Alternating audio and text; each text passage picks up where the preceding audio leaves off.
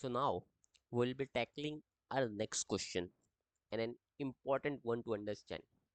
Reverse prefix of word. Now this is an easy lead code problem. It seems like, but when you solve it, your most of the approaches you got to understand. Let me show you how. We have a question which says reverse prefix of words. We have given a zero index string word and a character ch. We need to reverse a segment of word, not the whole string that starts at index 0 and end at the index of the first occurrence of ch. If the character ch does not exist in word, do nothing. Let me show you how. We have a string a b c d e f d and a character d. So we need to reverse up to the character d only. You can see here a b c d. We get our d here, the first occurrence of d.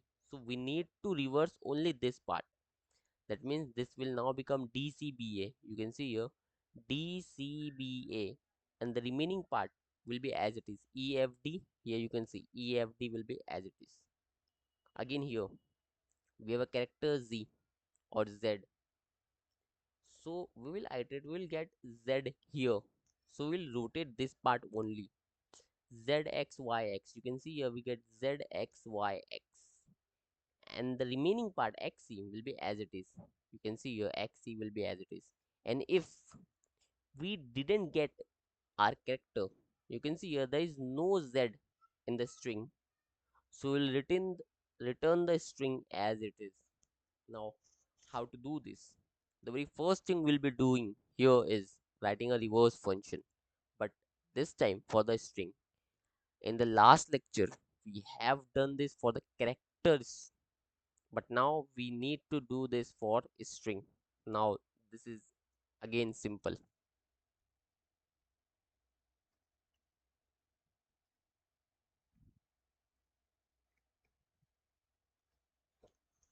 Now, the very first thing is my string word.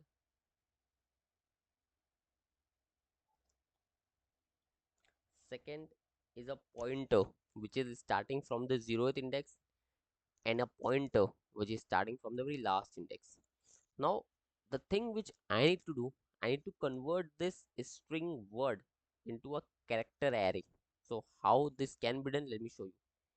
Character array. Let's name this as S is equals to word dot to char array. With the help of this keyword, you can convert any string into an array or character array. Now, our simple approach while I is less than j will be reversing. Let's take a temporary variable and be like s of I. Now s of I will be equal to s of j, and s of j our final attempt.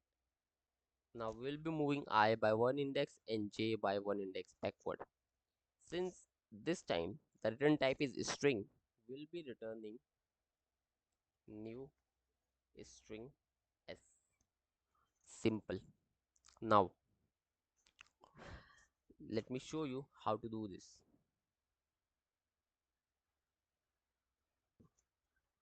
Here you can see we have a string word which is a b c d e f d and a character d.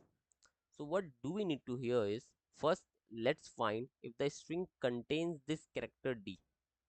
So a b c d, okay, this string contains, and what we need to do, we need to reverse this part only. So first we'll be using an integer index. Let's call this as I n d, which is initially -1.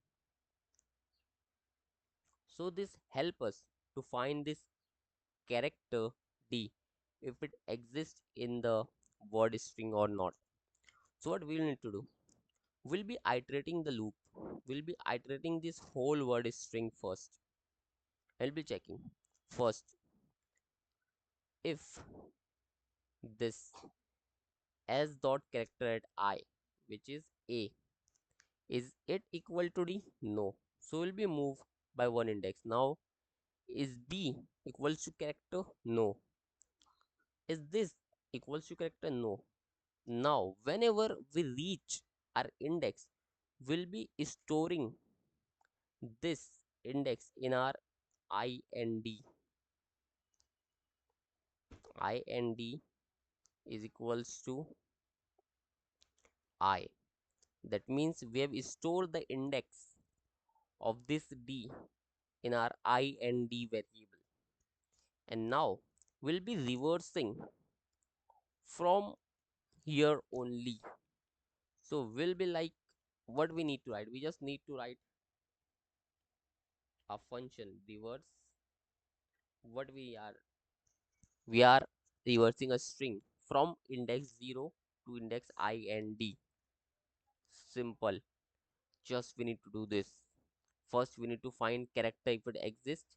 If it exists, so we'll be storing the index of that character in IND variable, and after that we'll be reversing from 0th index to IND index. So let me show you by code this.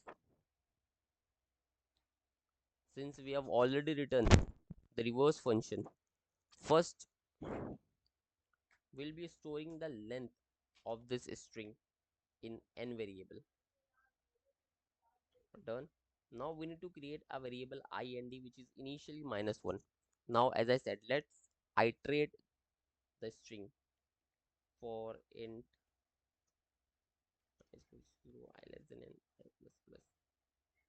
Now here we need to find our character. So I'll be writing if word dot character at I is it equals to what we need to check, ch. And if we find that, we'll be storing the index of that character in IND variable, and we will break. So the break is important. If we don't use the break now, so it will not give us the very first occurrence of character, it will give us the last occurrence of character, which is this G. So if we are not using break, so it will reverse the whole string, so we don't want that. We want the first occurrence, that's why I'm using break. But there's one condition as well. Let's say if we don't find the character in this case A B C D, we don't have the character Z. In that case, we have to do nothing, we just need to return the whole string as it is.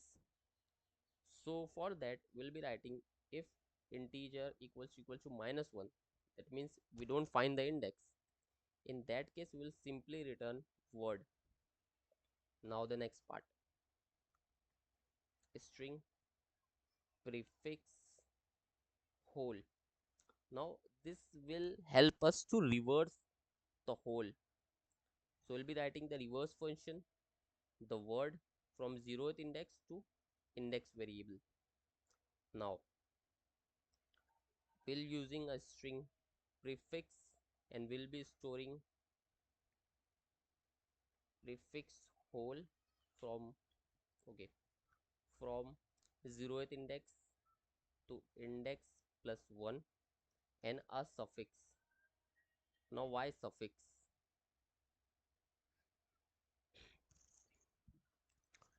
So word dot substring index plus 1.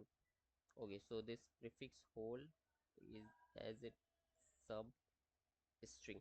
Now you can see here, after this D we again need to use this EFD as it is now. That's why I'm using suffix, and we need to just return prefix plus suffix. Let's try to run this.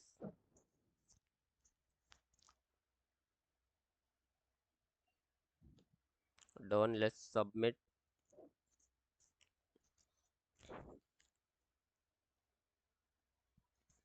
Done.